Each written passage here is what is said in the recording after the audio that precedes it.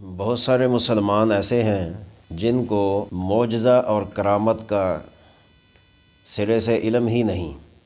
وہ کرامت کو معجزہ کہہ دیتے ہیں اور معجزہ کو کرامت کہہ دیتے ہیں، جبکہ یہ دو الگ الگ چیزیں ہیں اور ان کا سمجھنا از حد ضروری ہے۔ ہر مسلمان کو اللہ تعالیٰ کے بارے میں، انبیاء علیہم السلام کے بارے میں، اور بالخصوص امام الانبیاء حضرت محمد مصطفیٰ صلی اللہ علیہ وسلم کے بارے میں ضروری چیزوں کا علم ہونا چاہیے کہ معجزہ کس کو کہا جاتا ہے اور کرامت کس کو کہا جاتا ہے، معجزے کا تعلق کس کے ساتھ ہے اور کرامت کا تعلق کس کے ساتھ ہے۔ کیونکہ بہت سارے جو مسلمان دین سے ناواقف ہیں یا دین سے دور ہیں یا علماء سے دور ہیں اور وہ اس چیز کی ضرورت محسوس نہیں کرتے، وہ یہاں تک کہہ دیتے ہیں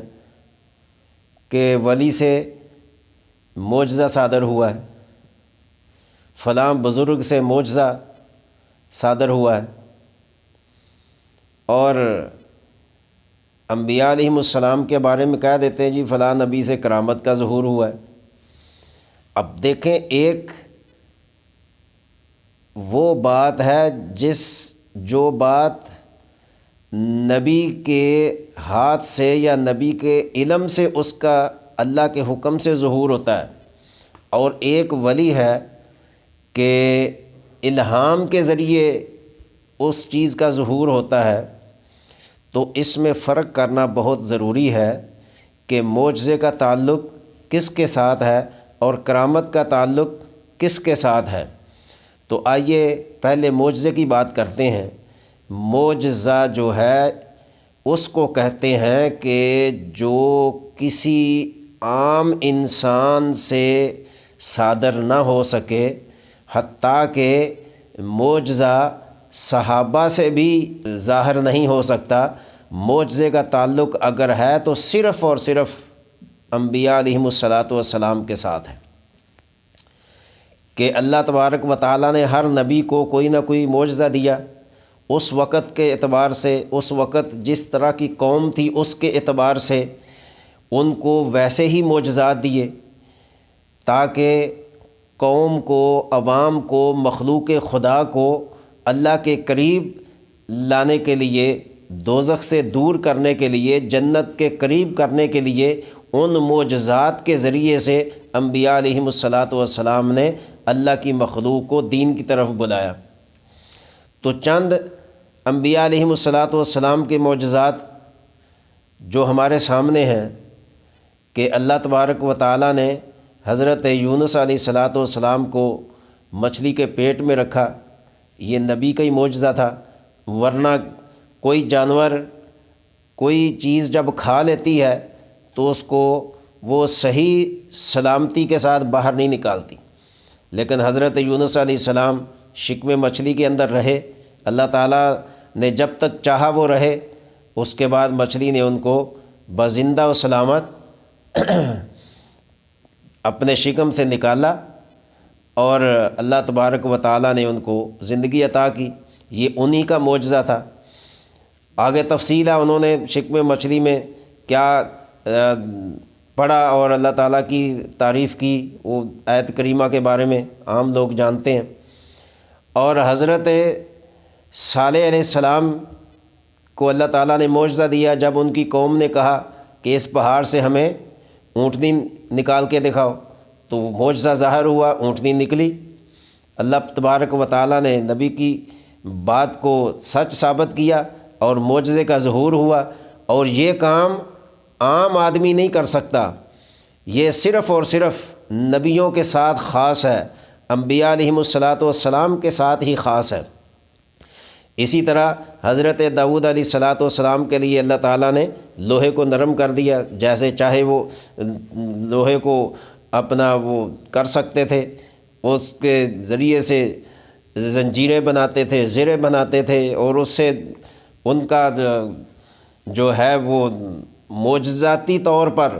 ان کو کسی ہتھوڑے کی ضرورت نہیں، کسی چیز کی ضرورت نہیں، جس طرح چاہیں جیسے چاہیں لوہا ان کے ہاتھ سے مڑ جاتا تھا، جیسے ہمارے ہاتھ سے کوئی ربڑ مڑتی ہے۔ تو اسی طرح حضرت سلیمان علیہ السلام کے معجزات، جو ان کا تخت سلیمانی ہوا میں پرواز کرتا تھا، لاکھوں انسان اس کے اوپر سوار ہوتے تھے، اور جہاں حکم کرتے وہاں ان کو ہوا لے جاتی تھی۔ تو یہ معجزات ہیں۔ اگر میں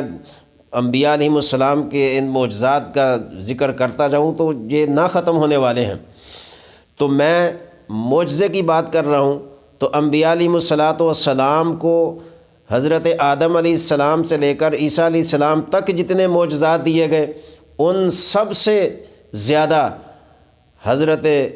محمد مصطفیٰ صلی اللہ علیہ وسلم کو معجزات دیے گئے، اور جتنے نبیوں کو معجزات دیے گئے، امام الانبیاء کو سب نبیوں سے زیادہ معجزات دیے گئے۔ تو اس لیے نبی پاک علیہ السلام کے معجزات میں سورج کو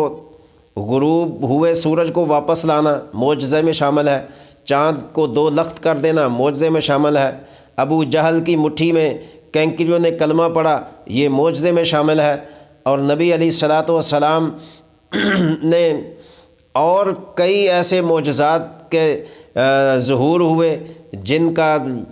کی تفصیل کے لیے بڑا ٹائم چاہیے۔ تو اس لیے معجزات کا تعلق جو ہے وہ نبیوں کے ساتھ ہے اور امام الانبیاء صلی اللہ علیہ وسلم کے ساتھ ہے۔ تو لہٰذا کوئی مسلمان معجزے کو کسی ولی کی کرامت کو دیکھ کر معجزہ نہ کہے، بلکہ معجزے کا لفظ نبیوں کے ساتھ خاص ہے، اور صحابہ کرام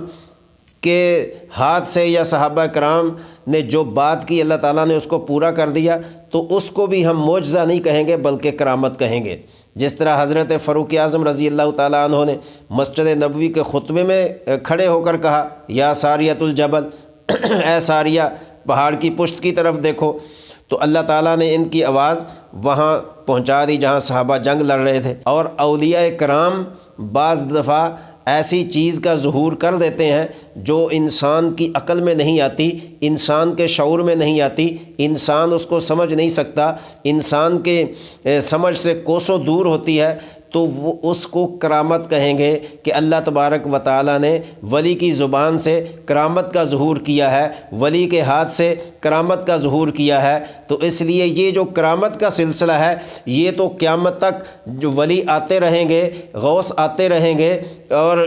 محدث مفسر آتے رہیں گے، ان کے ہاتھ سے زبان سے یہ کرامتیں ظاہر ہوتی رہیں گی، لیکن معجزے کا سلسلہ بند ہو گیا ہے، اس لیے کہ انبیاء علیہم السلام کا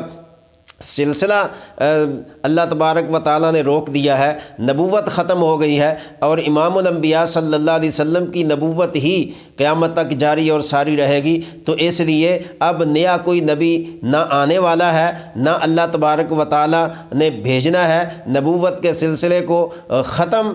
کر کے اللہ تبارک و تعالیٰ نے معجزات کو بھی ختم کر دیا ہے، نہ کوئی نبی آئے گا اور نہ کوئی معجزہ ظاہر ہوگا۔ تو یہاں سے یہ قطعاً نہیں سمجھنا چاہیے کہ مرزا غلام نعوذ باللہ نبی ہے، اس کے ہاتھ سے بڑے معجزے ظاہر ہوئے ہیں۔ اس کے ہاتھ سے کوئی معجزہ نہیں ظاہر ہوا، بلکہ اس کے ہاتھ سے شعبدہ بازیاں تو ظاہر ہوئی ہیں، شیطانیت تو ظاہر ہوئی ہے، اور اسلام کی دشمنی تو ظاہر ہوئی ہے، لیکن معجزہ اس کے معجزے کا اور مرزا غلام کا کوئی تعلق اور واسطہ نہیں ہے، کیونکہ اس کا دین کے ساتھ تعلق نہیں ہے، نبی کے ساتھ تعلق نہیں ہے، اسلام اور قرآن کے ساتھ اس کا تعلق نہیں ہے، تو پھر معجزہ اس سے کیسے صادر ہو سکتا ہے؟ اگر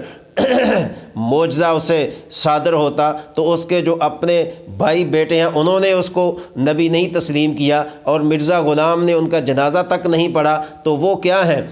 تو اس لیے مسلمان ایک لمحے کے لیے مرزا غلام قادیانی کو نبی ماننے کے لیے تیار نہیں ہے اور نہ مانا جا سکتا ہے، بلکہ اس کا مقابلہ کرنے کے لیے علماء قطار در قطار اس دنیا میں آ رہے ہیں۔ نہ اس نے کسی کا چیلنج قبول کیا، نہ کسی کا مباہلہ قبول کیا، نہ کسی کا مناظرہ اس نے قبول کیا۔ تو جو ایسا نام نہاد انگریز کی پیداوار ہو وہ اسلام اور حقانیت کا سامنا نہیں کر سکتا۔ اس لیے